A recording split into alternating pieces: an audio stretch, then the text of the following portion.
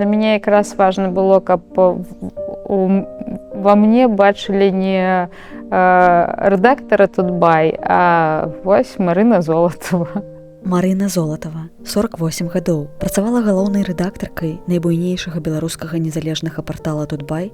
18 траўня 2021 году Золатаву затрымалі сілавікі і асудзілі на 12 гадоў калоніі. Яна прабыла ў зняволенні больш за 4,5 гады. 13 снежня 2025 году яе вызвалілі з гомельскай калоніі і вывезлі з вялікай групай палітвязняў ва ўкраіну, адтуль у Польшчу. Аўтобус прыехаў у Варшаву, і я пабачыла дзяцей, бо іх немагчыма было не заўважыць.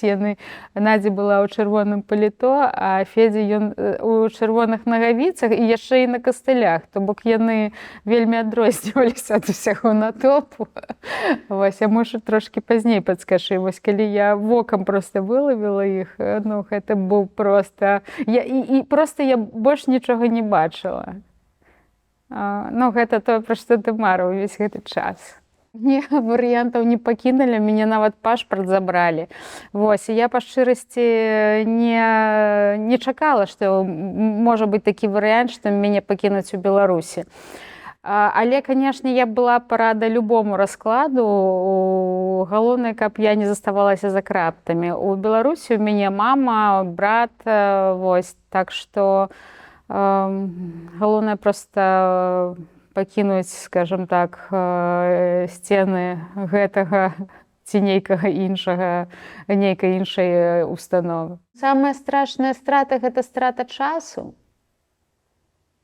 Вось, што ты 4,5 гады быў далёка ад сям'і і не бачыў, як сталелі твае дзеці, як мянялася іх жыццё.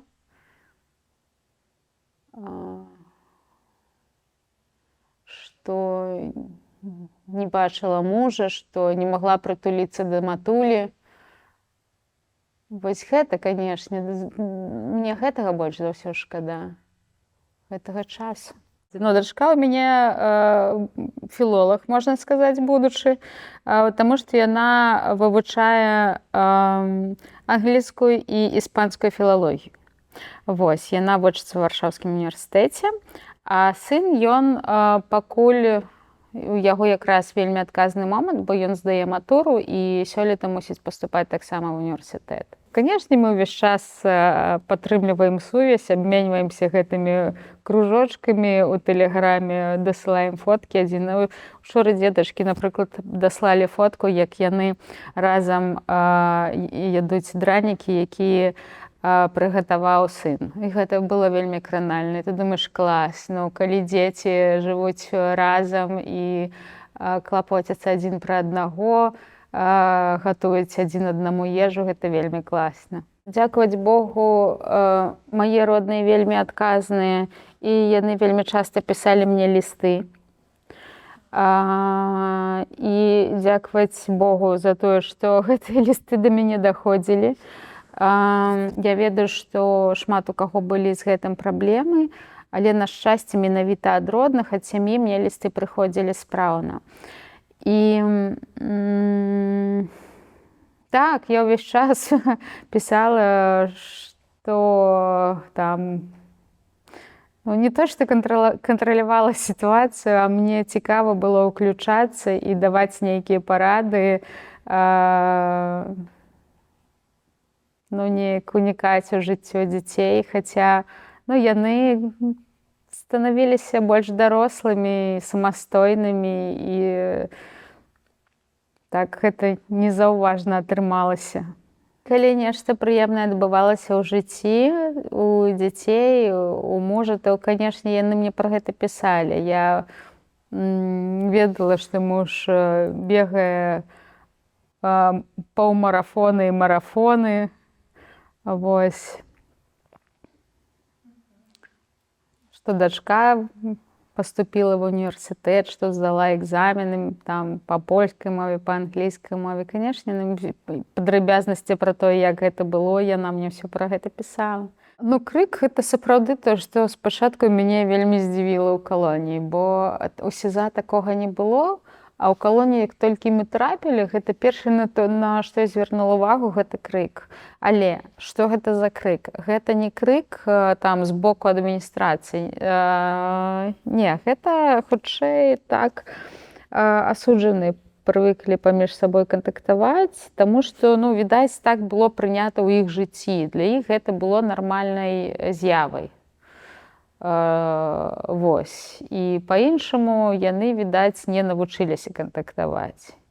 І спачатку ты нейкі час да гэтага прывыкаеш, пасля ты разумееш, што для іх гэта проста нармальны спосаб перадачы інфармацыі.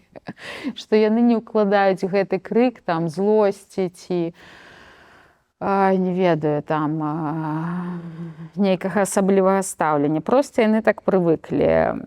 Вось. Але, ну, сапраўды, калі крык, ён проста вельмі напружвае мяне. Не люблю гэтых всех гэтага шуму агрэсіўнага. І таму, канешне, трэба тут трошки адпачыць ад гэтай нагрузкі вонкавай. Ну, прымус. Гэта тое, што ты сам не вырашаеш тое, што ты робіш. Ты не вырашаеш, што ты апранеш сёння, што ты будзеш есці, што ты будзеш рабіць, што ты будзеш чытаць. Ты мусіш хадзіць у шэрагах па 5 чалавек, так, і не можаш сам пайсці куды-небудзь. Вось, ты мусіш рабіць тую працу, якую ты мусіш рабіць, а не тую, якую хочаш. Вось, аднолькаваць гэта. Ну, і вельмі шмат было, конечно, такіх момантаў, калі табе здавалася, што ў тым, што вы робіце, няма ніякага сэнсу. Там, не ведаю, нейкія інвентарныя работы, дзе табе трэба перацягнуць пясок, там, ведро з пяском куды-небудзь, і пасля твая калега ператасківае яго абратна, ці са снегам, нешта-небудзь такое. Ну, часам здавалася, што ў гэтых дзеяннях няма ніякага сэнсу.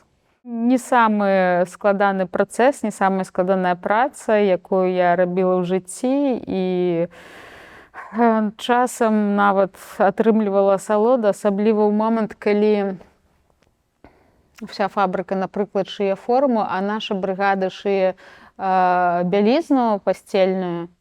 І я памятаю, што у нас была такая бялізна з коцікамі, і надпіс быў на англійскай мове. Я па-англійску зараз не скажу, як там было дакладна, а пераклад быў такі, што гэты коцік не будзе супраць, калі ты ляжаш на самым краешку гэтага ложка. Ну, нешта такое.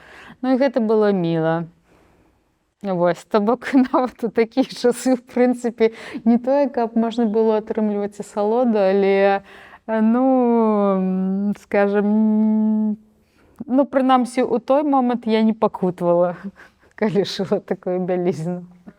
Больш за ўсё мы шылі, ну, канкрэтна наша брыгада шыла курткі для мапіда, ну, для будаўнічай этой кампаніі, так. Былі таксама МЧСаўскія курткі ў нас. Вельмі класна было, напрыклад, калі глядзіш навіны па телеку, глядзі, о, наша куртачка. Так, з вайсковага, здаецца, таксама нешта праз мяне праходзіла, але так я ўжо не памятаю. Такія былі зелёныя бомберы, нейкія, я паясы на іх шыла. Ну, гэта для ўнутраных войскаў, для беларускіх была куртка. Мне былі забаронены ўвесь час грашовыя пераводы. То бок мне можна было карыстацца толькі сваёй зарплаты. А зарплата ў мяне была, ну, скажем так, ад 25 до, у лепшым выпадку, найлепшы быў рэкордны выпадак, калі атрымала 50 з нечым рублёў. Гэта была самая вялікая зарплата. Вось. Таму я звычайна жыла так, што Ну, мне прыходзіць пасылка, я 2 месяцы не хожу ў магазин, а пасля, калі пасылка ўжо заканчваецца, я тады іду ў магазин. Вось. Калі ёсць праца і калі гэта аднастайная праца і пастаянная нагрузка, то заробак будзе больше. Ну, скажем, калі ваша брыгада ў месяц робіць 1000 куртак, тады гарантаваны будзе больш-менш нармальны заробак. А калі, скажем, у вас там 10 відаў рознай прадукцыі невялікай колькасці і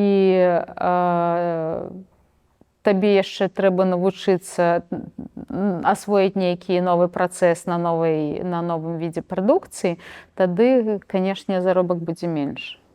Рэч не ў працы, а рэч у тым, што гэта не тое, што ты выбіраеш свядома. Калі ты выбіраеш свядома працу швачкі, гэта адно. Калі ты свядома ідзеш працаваць, я не ведаю, там у магазіну, таксі, куды заўгодна, гэта твая справа і твой выбар. І гэта тут, мне здаецца, няма ніякай праблемы, там статуснасці, нестатуснасці. Гэта выбар чалавека. Вось. А калі ты гэта робіш па прымусу, ну, гэта зусім іншая справа. Я ніколі не падкрэслівала, што я рэдактар Тутбай, што там я працавала ў сферы медыа. Ну, калі гаварыць пра стасункі з іншымі зняволенымі, ну, навошта гэта? Ты усталёўваеш сувязі з чалавекам,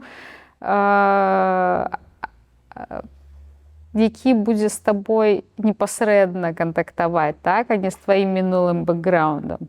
Таму важна зафіксіраваць, не ведаю, той стан рэчаў, які цяпер адбываецца, так, а не тое, што было некалі. Таму, ну, канешне, шмат хто пазнаваў мяне, але для мяне якраз важна было, каб ва мне бачылі не рэдактара Тутбай, а вось Марына Золатова. Па-першае, я была ўпэўнена, што я не зарабіла нічога, за што мне было б сорамна. Па-другое, гэта фізічная рэч. Калі ты з раніцы прачынаешся, і пасля таго, як зрабіў усе гэтыя там працэдуры гігіенічныя, ложак, все такое, выбег на вуліцу і пачынаеш дыхаць. Вось першыя гэтыя подыхі,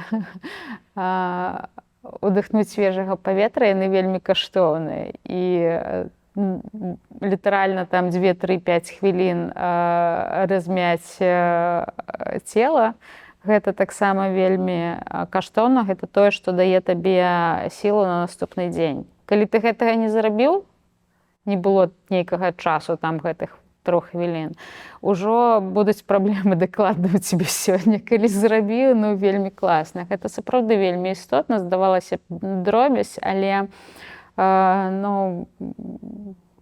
гэта важна. Думкі заўсёды вяртаюцца туды, асабліва, калі выходзіць новая партыя, ці нехта вызваляецца, і ты хочаш даведацца пра тое, як там іншыя жанчыны сябе адчуваюць. І ты не можаш не думаць пра тую самую Ірыну Мельхер, якой амаль 71 год, і у якой прысуд 17 год. І яна ўжо больш за 5 год прасядзела, і сядзець яшчэ вельмі шмат. А здароўе, яна вельмі дрэнна сябе адчувае. Вельмі радая таму, што выйшлі жанчыны, якіх пасадзілі за пасылкі, за тое, што яны перадавалі незнаёмым людзям, падтрымлівалі іх пасылачкамі рознымі прыемнымі. Але між тым, прынамсі, я ведаю, што 2 пенсіянеркі за пасылкі ўсё яшчэ там знаходзяцца. Гэта Ірына Такарчук і гэта Ганна Стражевіч. Гэта яны абедзве пенсіянеркі, абедзве сядзяць там за пасылкі. Вось. І, канешне, ты перажываеш за людзей, якіх ты ведаеш асабіста, ты ведаеш іх асабістыя гісторыі і разумееш, што і яны пакутваюць там у турме і вельмі пакутваюць іх блізкія. Я вельмі перажываю за Анечку Аблаб. У яе 3 сыны, і толькі адзін з іх дарослы. Яна таксама ўжо 4,5 гады ў турме, а ўсяго тэрмін 11. І я за Яну Пінчук вельмі перажываю. Таксама тэрмін 11 год, і, здаецца, яна больш за 4 гады сядзіць. Вельмі шмат людзей, і пра якіх ты сёння ты аднаго ўзгадаў, заўтра ты другога ўзгадаў. І я, канешне, разумею, што мужчын сядзіць значна болей, чым жанчына, але мне проста сітуацыя з жанчынамі больш знаёмая, таму я гавару пра іх. Вось, і вельмі перажываю за Олю Брыцікаву, за Насцю Лазаренко, за адвакатку. Вось. Пра Ірачку Злобіну, здаецца, я ўжо казала. Для мяне гэта зусім такая неверагодная гісторыя.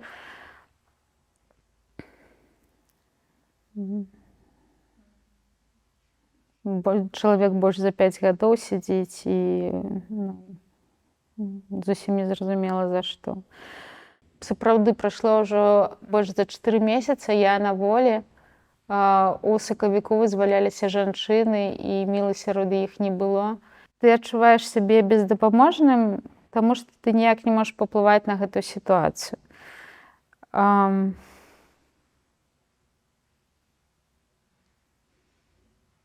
Я магу сказаць толькі, што вельмі спадзяюся, што вельмі хутка змагу таксама яе абняць. І не толькі я, зразумела, найперш яе блізкі. Гэта такое досыць балючае, канешне, пытанне. 21 год Тутбай існаваў, нават не поўны 21.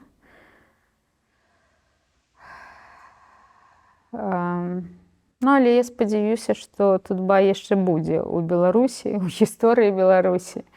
Што гэта такая з'ява, якую немагчыма выкрасліць, немагчыма выдаліць, немагчыма забыць, што Тутбай на нас значна ўплываў.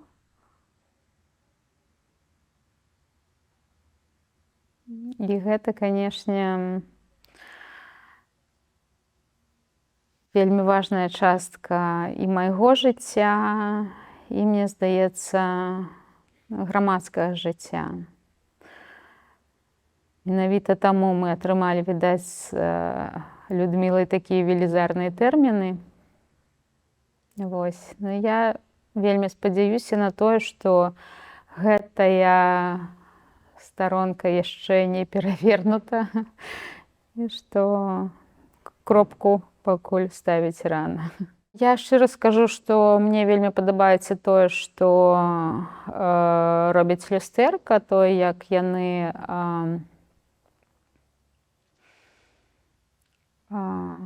самааддана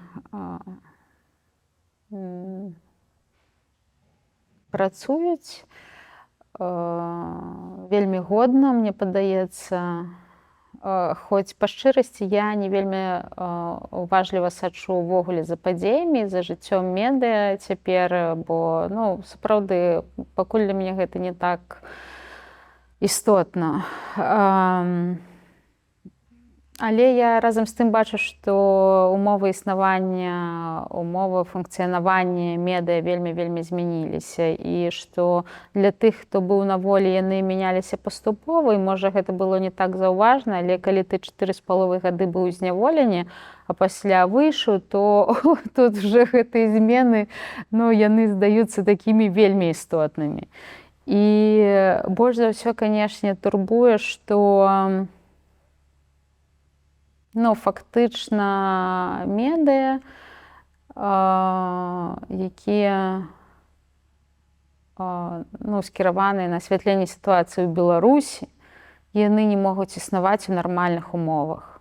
Яны пастаўлены па-за законам, яны не могуць нармальна атрымліваць інфармацыю, яны не могуць нармальна асвятляць падзеі ў Беларусі, пісаць рэпартажы. Ну, тое, што мы прывыклі ўспрымаць нармальнай журналісцкай працай, так, і гэтага няма.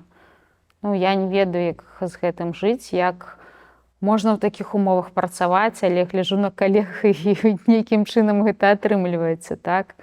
Вось, канешне, гэта, ну, мір медыя, свет медыя, дакладней, беларускіх медыя вельмі моцна змяніўся за гэты час. Вось, і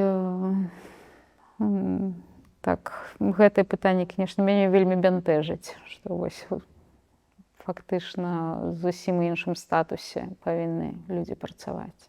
Такую, якой ты фактычна не можаш працаваць згодна з класічнымі журналісцкімі стандартамі, так?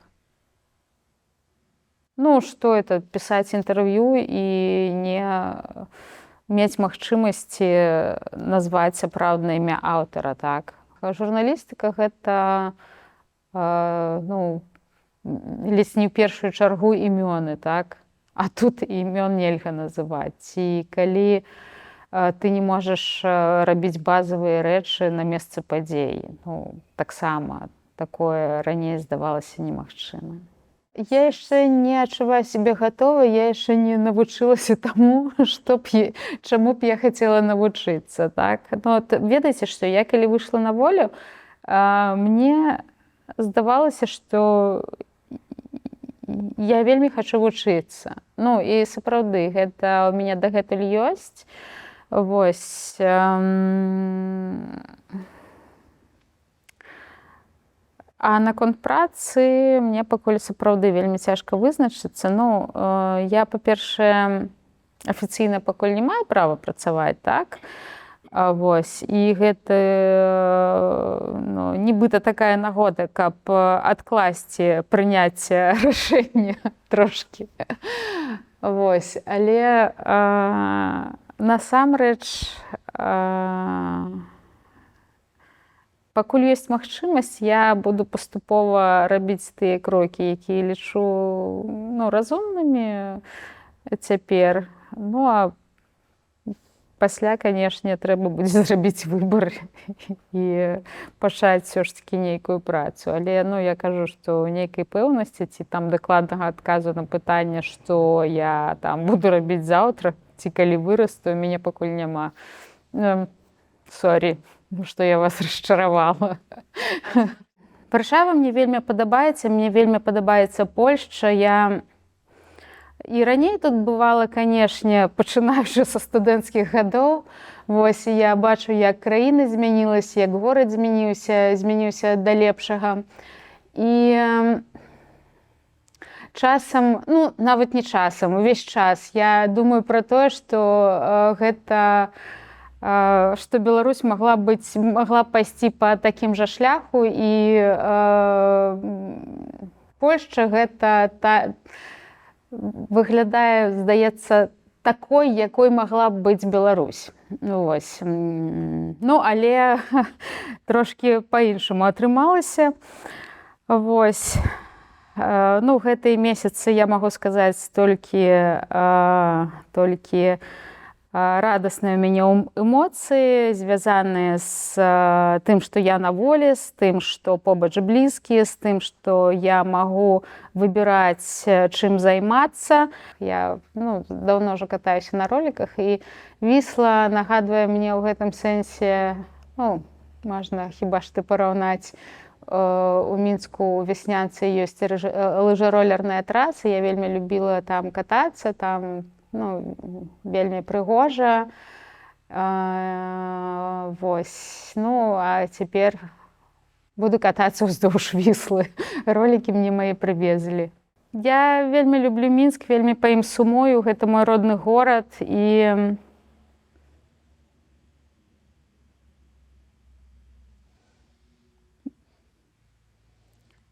ну, я там нарадзілася, ведаю ўсе раёны, магу вадзіць экскурсіі, вось. Варшава нагадвае Мінск, ёсць шмат агульнага. Ну, хаця, канешне, гэта розныя гарады. Але ёсць нешта такое, што яднае гэтыя гарады. Я не ведаю, якія прыклады прывесці. Ёсць такое слова, яно з'явілася бадай у той час, пакуль я сидзела ў турме, вайб. Вось вайб нейкі агульны ёсць у Варшавы і Мінска. Хаця цяпер які Мінск я не ўяўляю, бо я там была апошні раз у маі 21 года. Я схадзіла на канцэрт гурта «Ірдарат». Там вельмі класныя хлопцы і дзяўчаты, асабліва адна дзяўчына, Надзя Калач. Гэта вельмі натхняльная была падзея, я б так сказала. Я яшчэ вагалася ісці, не ісці на канцэрт, бо наступны дзень іспыт. А мы з Надзяй Калач былі ў адной камеры на Валадарцы. І на Валадарцы яна спявала свае песні. Амаль кожны вечар. Гэта было вельмі класна. І калі мы пайшлі на канцэрт, і яна стала пець гэтыя песні, што я чула ў камеры. Русалкі, Хлойма. Я просто не магла стрымацца. Мне, па-першае, сам іх выступ вельмі спадабаўся, сам гэты канцэрт. Па-другое, яны вельмі класныя, вельмі таленавітыя. І таксама было вельмі прыемна пабачыць беларусы, якія, нягледзячы на, скажам так, такі пакручасты лёс, змаглі рэалізаваць сябе ў іншай краіне. І рабіць нешта натхняльнае для іншых. Ісці да іх на канцэрт — гэта наадварот, падтрымліваць палітзаключоных, палітвязняў, таму што у іх, дарэчы, адна ёсць праграмная песня «Зорамі», якую яны запісалі якраз. Я магу, канешне, памыляцца трошкі, бо не надта, можа быць, добра ў тэме. Яны яе запісалі, відаць, адразу пасля таго, як вызваліліся, бо Надзя яе прыдумала ў калоніі. І гэта песня, якая прысвечана ўсім палітвязням, і на канцэрце ў іх таксама было вельмі шмат жанчын, якія, хлопцаў, відаць, таксама, але я проста больш жанчын візуальна ведаю. На канцэрце было таксама вельмі шмат жанчын, якія адсядзелі ў беларускіх калоніях, таму гэта наадварот такая падзея, якая яднае і тых, хто ўжо вызваліўся, і тых, хто ўсё яшчэ там. Абсалютна дакладна можна сказаць, што варта як мага больш часу праводзіць з сям'ёй, як мага больш часу быць на свежым паветры, проста глядзець на дрэвы, неба, сонца, бо гэта жыццё. Няма сэнсу імкнуцца зарабіць усе грошы ў гэтым свеце. Няма сэнсу перажываць за падзеі, на якія ты не можаш уплываць. Калі рэчаіснасць цябе не вельмі задавальняе, то трэба навучыцца не тое, што яе прымаць, бо часам гэта немагчыма, так? Несправядлівасць ты не можаш прыняць, ты не можаш з ёй пагадзіцца. Але спакойна да гэтага ставіцца, не пераймацца за гэтага штохвіліну, мне здаецца, можна. То бок, гэта несправядліва, так быць не павінна, я гэта ведаю дакладна, але я застаюся спакойным. Я не буду за гэтага нервавацца, плакаць, крычаць і ўсё такое. Цаніць такія рэчы, якія, я б сказала, можа, нейкі больш дробны, чым гэта здаецца. Проста